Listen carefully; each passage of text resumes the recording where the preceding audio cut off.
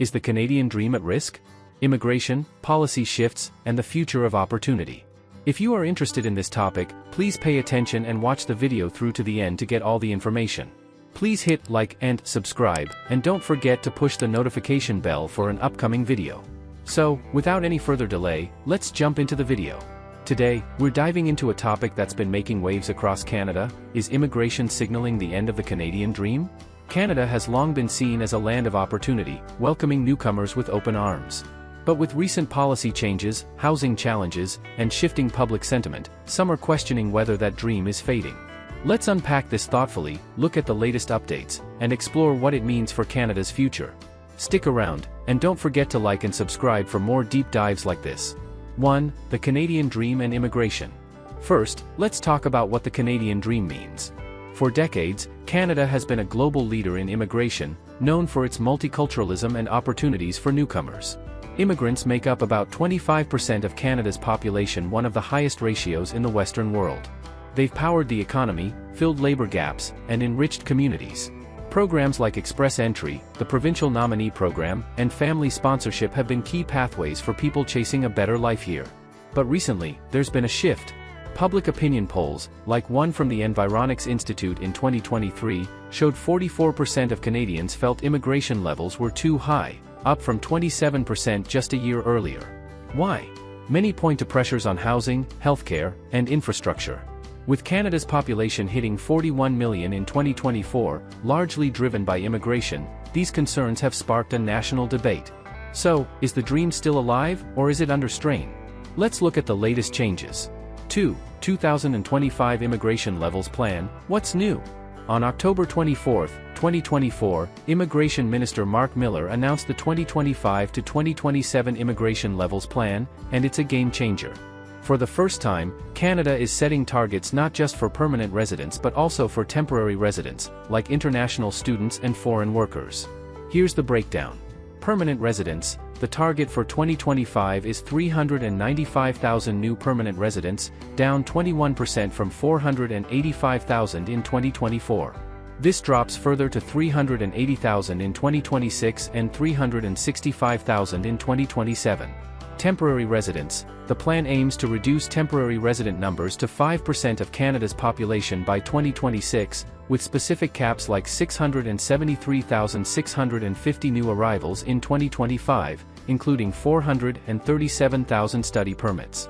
Focus on in-Canada applicants. Over 40% of 2025's permanent resident spots will prioritize people already in Canada, like students and workers, to ease pressure on infrastructure.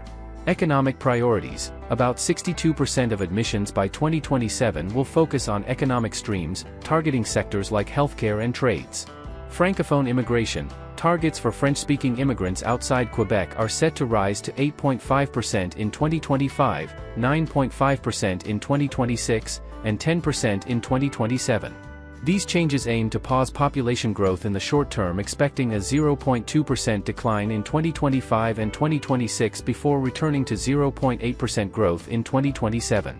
The government says this will ease housing shortages by 670,000 units by 2027 and boost GDP per capita. But critics argue it could lead to labor shortages in key sectors. 3. Challenges and public sentiment. Now, let's address the elephant in the room. Why are some calling this the end of the Canadian dream? Housing affordability is a big factor. With rising prices and interest rates, many Canadians feel squeezed, and some link this to immigration-driven population growth.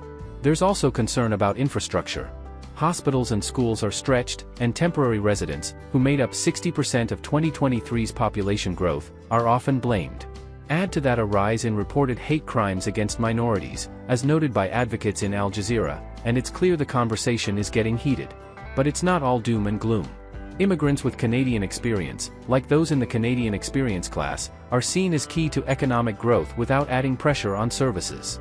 The focus on in-Canada applicants and high-demand sectors shows the government's trying to balance public concerns with economic needs.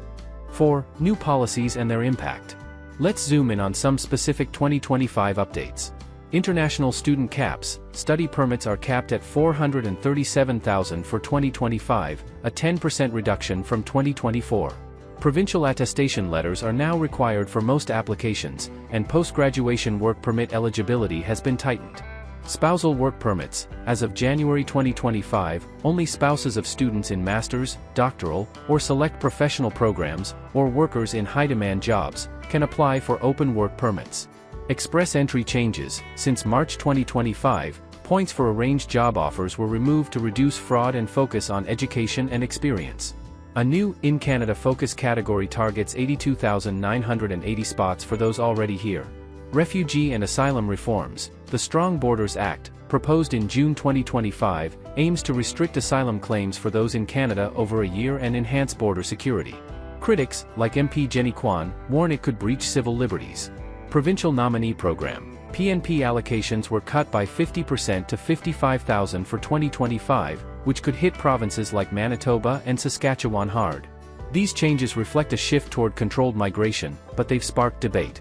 Some, like the Migrant Rights Network, call them immoral, while others see them as necessary to restore public trust. 5. Is the dream really over? So, is this the end of the Canadian dream? Not quite. Canada's still committed to multiculturalism and economic growth. Prime Minister Mark Carney, elected in April 2025, has emphasized immigration as a driver of prosperity, even with reduced targets. The focus on in-Canada transitions and high-demand sectors like healthcare shows a pragmatic approach. Yes, there are challenges housing, infrastructure, and public sentiment need addressing. But Canada's history of adapting its immigration system, like the introduction of express entry or the Francophone Mobility Program, shows resilience. The dream isn't dead, it's evolving to balance growth with sustainability. For those already in Canada or planning to come, pathways like express entry and the PNP are still open, especially if you've got skills in demand. That's our take on Canada's immigration landscape in 2025. What do you think? Has the Canadian dream changed, or is it just adapting? Drop your thoughts in the comments, and let's keep the conversation going. If you found this helpful, give it a thumbs up, subscribe, and hit the bell for more updates.